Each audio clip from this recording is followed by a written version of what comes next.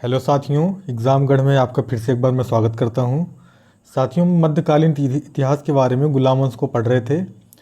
आज गुलाम वंश के आगे जो है खिलजी वंश होता है। तो गुलाम वंश की समाप्ति के बाद खिलजी वंश की स्थापना हुई थी। खिलजी वंश की स्थापना जो है जलालुद्दीन फिरोज शाह खिलजी ने किया था 13 जून 1290 ईस्वी को। तो पहले हम जान लेते हैं खिलजी वंश कब से कब तक चला था। तो खिलजी वंश जो है 1290 से शुरू होकर 1320 तक चला था। ठीक है, 1290 से शुरू होकर 1320 तक चला था। और खिलजी वंश की स्थापना जो है जलालुद्दीन फिरोज शाह खिलजी ने किया था। इसने अपनी राजधानी को किलो खरी को इसने अपनी राजधानी बनाया। ठीक है, चलिए हम अपने पहले क्वेश्चन पर चलते हैं। आज का हमारा पहला क्वेश्चन है, गुलाम वंश की समाप्ति के बाद भारत में किस वंश की स्थापना हुई। तो हमने अभी बताया गुलाम वंश की समाप्ति के बाद भारत में किस वंश की स्थापना हुई, खिलजी वंश की। ऑप्शन नंबर ए सही हो जाएगा। ठीक है, अगले क्वेश्चन पर चलते हैं। गुजरात में नुसरत खान ने मलिक काफूर को कितने दिनार में खरीदा था। देखिए, जो ये क्वेश्चन बहुत इंपॉर्टेंट हो जाता है। जो दिनार में जो खरीदते हैं, गुलामों को खरीदने का प्रचलन था उस समय, ऐसे क्वेश्चन आ जाते हैं तो हमको बहुत कन्फ्यूजन हो जाती है ऐसे क्वेश्चन में। तो ध्यान में रखिएगा, गुजरात में नुसरत खान ने मलिक काफूर को कितने दिनार में खरीदा था। तो इसका सही जवाब हो जाएगा ऑप्शन नंबर बी, 1000 दिनार में। ठीक है, अगला क्वेश्चन चलते हैं, देखते हैं अगला क्वेश्चन। अलाउद्दीन ने चित्तौड़ का नाम बदलकर क्या रखा था। नाम परिवर्तित वाले भी जितने क्वेश्चन होते हैं ये भी बहुत वेरी वेरी इंपॉर्टेंट होते हैं एग्जाम की दृष्टि से। ठीक है, अलाउद्दीन ने चित्तौड़ का नाम बदलकर क्या रखा था। तो इसका सही जवाब हो जाएगा ऑप्शन नंबर ए, खिजराबाद। ठीक है, ऑप्शन नंबर ए बिल्कुल सही हो जाएगा। नेक्स्ट देखते हैं अगला क्वेश्चन, प्रश्न नंबर 4। अलाउद्दीन खिलजी के आक्रमण के समय सीवान का शासक कौन था। अलाउद्दीन खिलजी के आक्रमण के समय सीवान का शासक कौन था। तो इसका ऑप्शन नंबर डी हो जाएगा, शीतल देव। क्या हो गया, शीतल देव। नेक्स्ट देखते हैं अगला क्वेश्चन। खिलजी वंश का अंतिम शासक कौन था।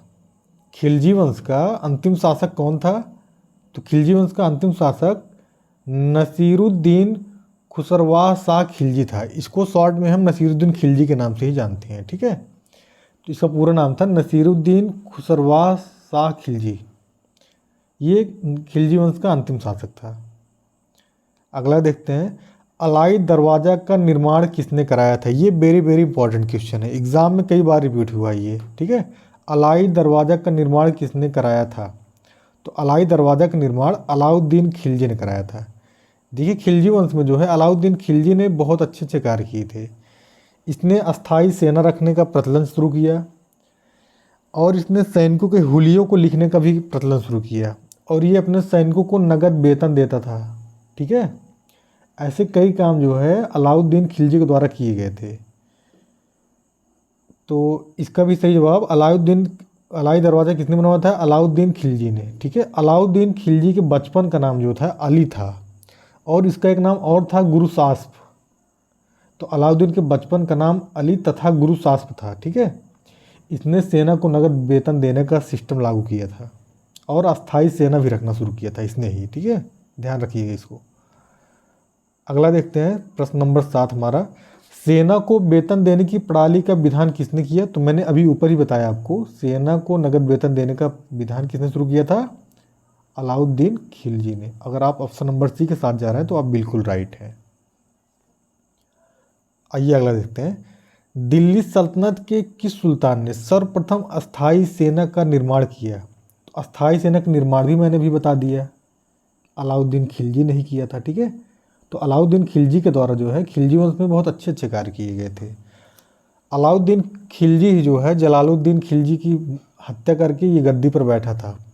अलाउद्दीन खिलजी गद्दी पर कब बैठा था, तो ये 1296 में बैठा था। ठीक है, 1290 में शुरू हुआ खिलजी वंश और 1296 में ये जलालुद्दीन खिलजी की हत्या कर कर खुद गद्दी पर बैठ गया था अलाउद्दीन खिलजी। ठीक है, अलाउद्दीन खिलजी जो था वो जलालुद्दीन खिलजी का दामाद था, इसको भी आप लोग ध्यान रखिएगा। निम्नलिखित में से किसने अपने आप को खलीफा घोषित किया। खलीफा जो है भगवान का पद, जैसे हम लोगों में भगवान होता है तो मुस्लिम लोगों में खलीफा होता था उस समय, जो मुगल ये शासक थे। तो निम्नलिखित में से किसने अपने आप को खलीफा घोषित किया? तो ये जो है मुबारक शाह खिलजी ने किया। किसने? मुबारक शाह खिलजी ने। ध्यान रखिएगा, मुबारक शाह खिलजी ने अपने आप को खलीफा घोषित किया था। अमीर खुसरो ने किस सुल्तान का दरबारी, अमीर खुसरो जो है किस सुल्तान का दरबारी कवि था? तो इसका भी सही जवाब हो जाएगा Alauddin Khilji. Alauddin Khilji, option number D. अमीर खुसरो किस सुल्तान का दरबारी कवि था? तो अलाउद्दीन खिलजी। ठीक है, अगला देखते हैं प्रश्न नंबर 11 हमारा आज का। अलाउद्दीन खिलजी की मृत्यु कब हुई थी? अलाउद्दीन खिलजी की मृत्यु कब हुई थी? तो अलाउद्दीन खिलजी की मृत्यु हुई थी 6 जनवरी 1315 ईस्वी को। ठीक है, 6 जनवरी 1315 ईस्वी को।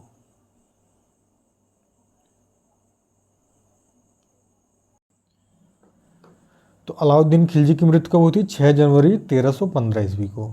अगला देखते हैं हमारा, खिलजी वंश ने कब से कब तक शासन किया है? तो इसको हमने ऊपर ही डिस्कस कर लिया है कि 1290 से शुरू हुआ था, 1320 तक था। 1290 से 1320 ईस्वी तक खिलजी वंश था। ठीक है, 1290 से 1320, ध्यान रखिएगा। अगला देखते हैं हमारा क्वेश्चन नंबर आज का 13 है हमारा। अलाउद्दीन खिलजी के सुधारों में सम्मिलित नहीं था। तो देखिए अलाउद्दीन ने क्या क्या काम किया था, ये पूछ रहा है कौन सा काम उसने नहीं किया था इस चारों ऑप्शन में। तो हम जानते हैं सेना का केंद्रीकरण इसने किया था, ये भी सही है। बाजार नियंत्रण प्रणाली भी लागू किया था, ये भी सही है। राशनिंग व्यवस्था भी लागू किया था, ये भी सही है। तो भूमि के क्षेत्रफल का जो राजस्व था इसमें इसने कोई सुधार नहीं किया था। ठीक है, तो अलाउद्दीन खिलजी ने के सुधारों में सम्मिलित नहीं था। तो इसका सही जवाब हो जाएगा भूमि के क्षेत्रफल पर राजस्व, ऑप्शन नंबर बी। अगला देखते हैं, अलाउद्दीन खिलजी का शासन कार्यकाल कितना था? तो अलाउद्दीन खिलजी का शासन कार्यकाल कितना था? 20 वर्ष। कितना था? 20 वर्ष। ठीक है, अलाउद्दीन खिलजी का शासन कितना दिन था? 20 वर्ष, ऑप्शन नंबर ए। निम्नलिखित में से कौन 14वीं शताब्दी का एक कवि था? तो 14वीं शताब्दी का एक कवि जो था अमीर खुसरो था। अमीर खुसरो जो कि अलाउद्दीन खिलजी के दरबार में रहा करता था। दिल्ली का अलाई दरवाज़ा किसके द्वारा बनवाया गया था? तो इसको भी अलाउद्दीन खिलजी ने ही बनवाया था। दिल्ली का जो अलाई दरवाज़ा था इसको भी अलाउद्दीन खिलजी ने बनवाया था। ठीक है, इस प्रकार अलाउद्दीन खिलजी ने काफ़ी काम किया था खिलजी वंश में। जैसे इसने जो है अभी मैंने बताया ना कि देखिए एक चीज़ आ जाता है, मुबारक खिलजी जो है ये कभी कभी दरबार में, मुबारक खिलजी के बारे में कभी कभी बताया जाता है कि दरबार में नग्न अवस्था में ही आ जाता था बगैर कपड़ों के। ठीक है, और मुबारक खां खिलजी के बारे में मैंने अभी भी बताया कि इसने खलीफा की उपाधि खुद को धारण की थी, और यही मुबारक शाह खिलजी ही खिलजी वंश का अंतिम शासक भी था। ठीक है, देखिए एक महत्वपूर्ण चीज़ और आप लोग ध्यान रखिए, अलाउद्दीन खिलजी के द्वारा 2 कर लगाए गए थे, कर। तो अलाउद्दीन खिलजी के द्वारा जो दो कर लगाए गए थे वो थे, पहला चराई कर जो कि दुधारू पशुओं पे लगता था। ठीक है, जो दूध देती थी उन पशुओं पे लगता था। एक था गढ़ी कर, जो गढ़ी कर था ये घरों एवं झोपड़ियों पर लगाया जाता था। ठीक है, तो इस तरह से हम लोग देखिए खिलजी वंश के बारे में जो इम्पोर्टेंट फैक्ट थे उसको हम लोगों ने देख लिया था। और इसके आगे भी जो अगर होगा खिलजी वंश के बारे में और कुछ इम्पोर्टेंट तो हम अगला वीडियो में बनाएंगे। अगर आपको वीडियो पसंद आई है तो आप वीडियो को लाइक करें और हमारे चैनल को सब्सक्राइब करें। ठीक है, धन्यवाद।